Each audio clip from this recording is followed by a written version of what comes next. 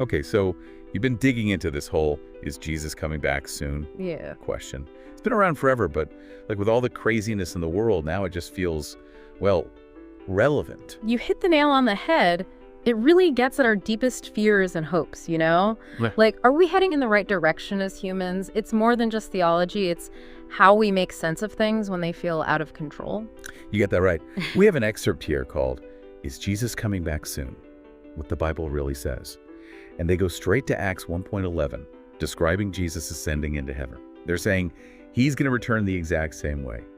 Totally visible, no missing it. That's huge E. It sets up this literal interpretation of the second coming. It's not symbolic or metaphorical for them, but a real historical event they're waiting for. And they don't let you forget it. They flat out ask, are you ready for such a moment? It's like a gut check, forcing you to think about what this means if you believe it. It definitely adds a sense of urgency. It makes you think about your life, choices, everything. Almost like, hey, get your act together. Right. Then they go into the signs of the times from Matthew 24:6-8, where Jesus talks about wars, famines, earthquakes. He calls them birth pains before his return. Pretty intense imagery, like the world is in labor or something.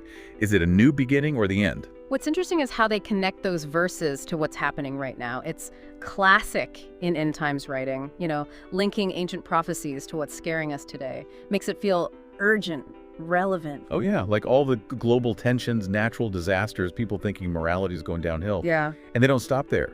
They point to technology and how global we are now as fulfilling that prophecy about spreading the gospel everywhere, even using themselves as an example, reaching thousands online. That is clever. It shows how technology is a part of religious belief now. It's not just about getting the message out there, but how we see it and interact with it. But they're not all doom and gloom, right? They spend time debunking ideas about the end times too, like knowing the exact day when Jesus is coming back. That's super important. It's pushing back against anyone who says they know when it's all going down. They even pull out Matthew 24:36, where it says, no one knows about that day or hour, as a reminder that even in this belief system, there are limits to what humans can know. Right, even something as huge as the end of the world. They also warn about getting caught up with false Christs and false prophets from Matthew 24:24, like a big, don't believe everything you hear, especially when it comes to stuff this intense. Exactly. It's a call to be discerning, think critically, especially important now when information, especially religious stuff, can go viral and be twisted so easily. So they've laid out their case, what they think biblical prophecy means, signs pointing to Jesus' return, and what to watch out for. But what's next? How do they tie this to today and answer the "why should I care?" question? That's where we pick up next time. We'll see how they connect this to what it means for us right now. It's crazy, right? The deeper we go into these prophecies and how people see them, it's like looking at our deepest fears and hopes. It is like this need to know where we're going. What's the point of it all? What's the big story of humans? Totally. That's why people have been drawn to these end times ideas for centuries. It's a way to make sense of the world, especially when things feel chaotic. Makes sense. But there are so many different ways people interpret these prophecies. I'm kind of curious to explore some other takes on this whole end times thing. What else is out there? Well, one view challenges that whole take it literally thing. Instead of pointing to a specific date, they think it's more about patterns that keep happening throughout history.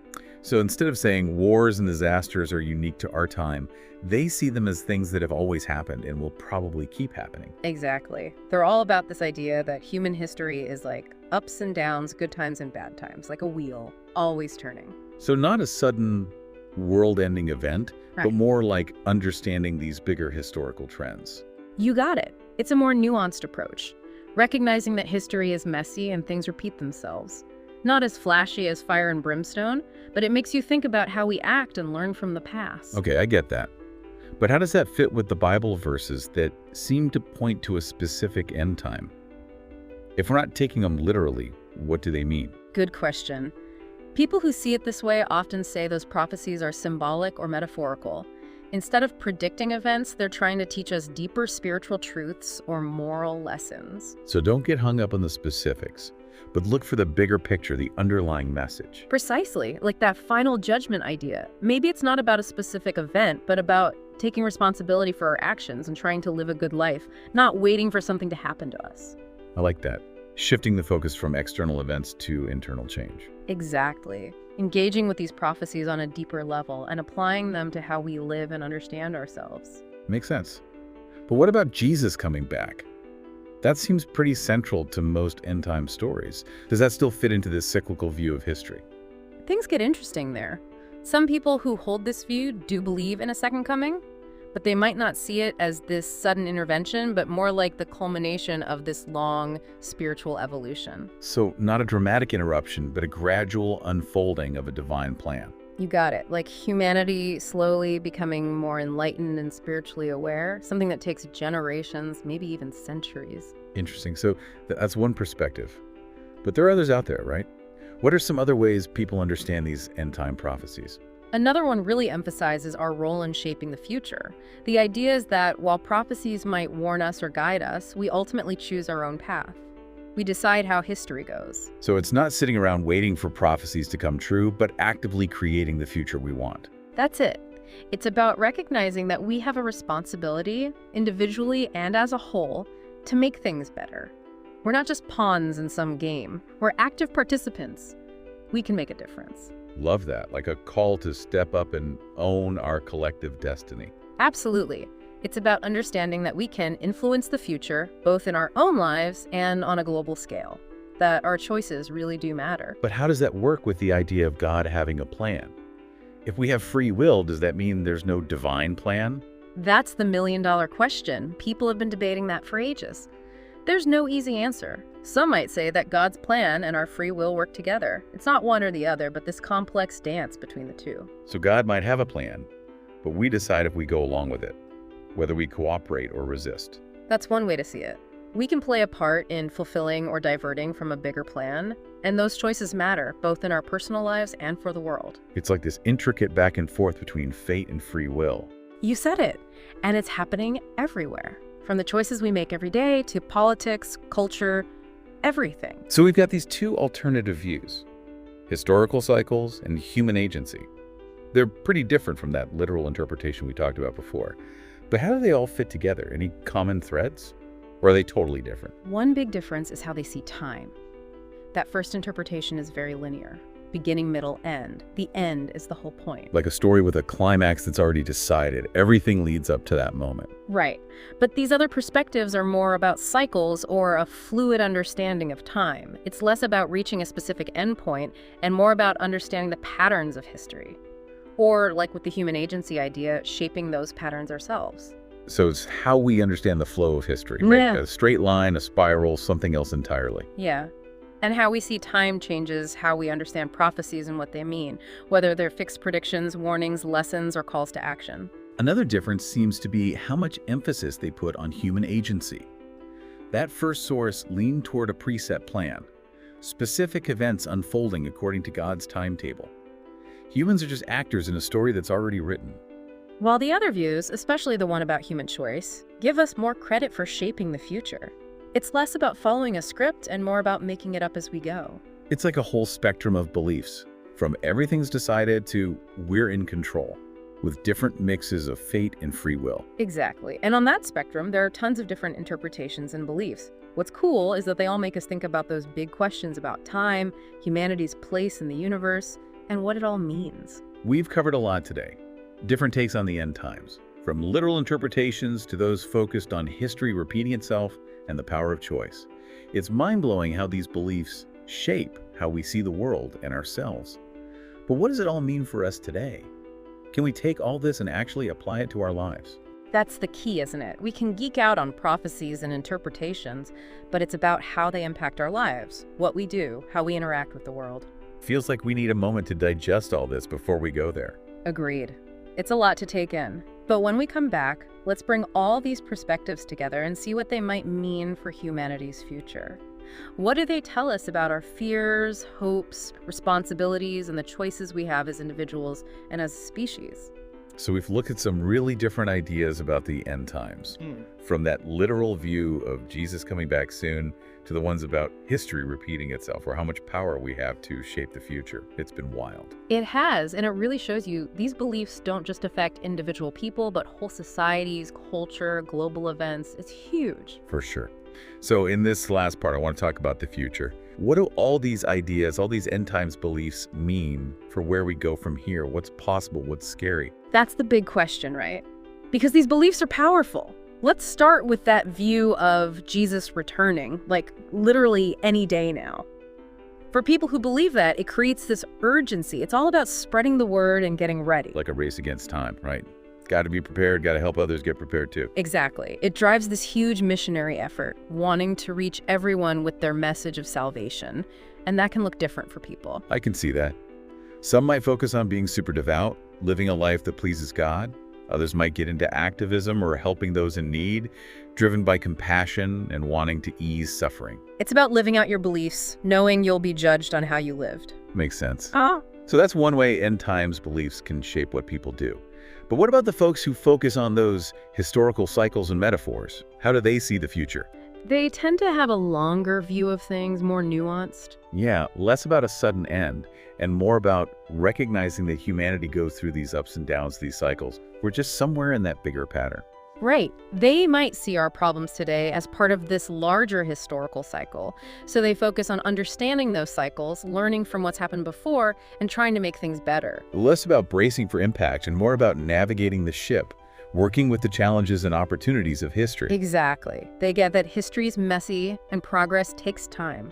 You need patience, persistence, and you got to learn from both the good and the bad. Now I'm thinking about the people who emphasize human agency. Their outlook on the future seems totally different. No, yeah, it's way more optimistic, empowering. Less about prophecies playing out and more about believing we can create the future we want by what we do. Totally. It's owning our collective destiny, making a world that reflects our best ideals. So, more focused on things like social justice, taking care of the planet, peace, cooperation. Actually building that better future, not waiting for it. Exactly. They believe we can solve problems and build a better world if we work together, using our creativity and compassion. Okay, 3 very different perspectives, each with its own view of the future. But things get really interesting when these beliefs clash, right? We're not just talking about ideas here. These beliefs are deeply held and affect how people treat each other and the world. That's the truth. These beliefs can cause conflict and division, especially when people are really passionate about them. We see it all the time, don't we? Arguments about social and political stuff, and in the worst cases, even violence and persecution. It's a reminder that even beliefs that come from wanting a better world can be twisted and cause harm. Yeah, it's something to think about. It shows how important critical thinking is, being open-minded and willing to talk to people who believe differently, even when it feels like your world's apart. So can you even find common ground when people have such different ideas about the future? I think you start by realizing that under those differences, there's often a shared desire for meaning, purpose, a better world. So the how might be totally different, but the why, that yearning for something better, might be common ground. You got it. Find that shared ground, that human desire for a more just, compassionate world.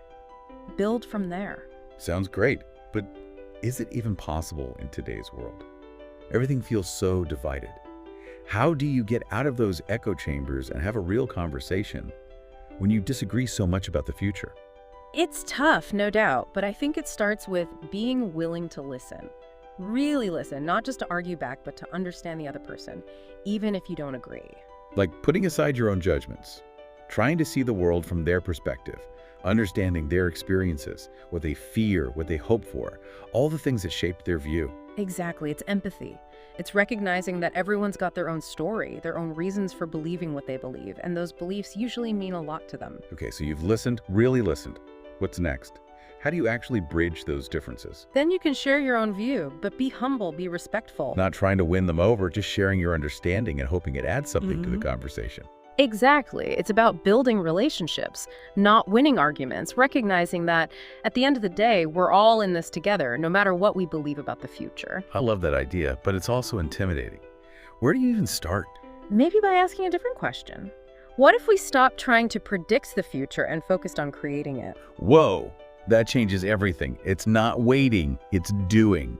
Not passive, but active. Right. It's realizing we have the power to shape the future by the choices we make, what we do, how committed we are to building that better world. And that goes beyond any specific belief, right? It's not about whether you're waiting for Jesus, believe in cycles, or think it's all up to us. It's about accepting that we all have a role to play in shaping what's next. Couldn't have said it better myself. It's a universal truth. We're not just along for the ride on this planet, we're part of the crew. And the decisions we make, individually and as a whole, will chart our course. So no matter what we think about how it all ends, whether it's near or we're in this long cycle or we're making it up as we go, we can all choose to do things that make the world more just, kind, and sustainable. We can choose to be forces for good, forces for progress, for hope. Beautiful. Focus on what brings us together, our shared humanity, our desire for a better world. And act on it, big or small, moving us in that direction, one step at a time. What a great way to wrap up our deep dive. Thank you so much for taking this journey with us, sharing your knowledge, and helping us explore this amazing, mind-blowing topic. It's been a pleasure. And remember, listeners, the future isn't something that just happens to us. It's something we create together, by the choices we make, by what we do, by never giving up on the possibility of a better world. That's it for this episode of The Deep Dive. We hope you enjoyed exploring with us. Until next time, keep diving deep, keep questioning, keep learning, and keep creating the future you want to see.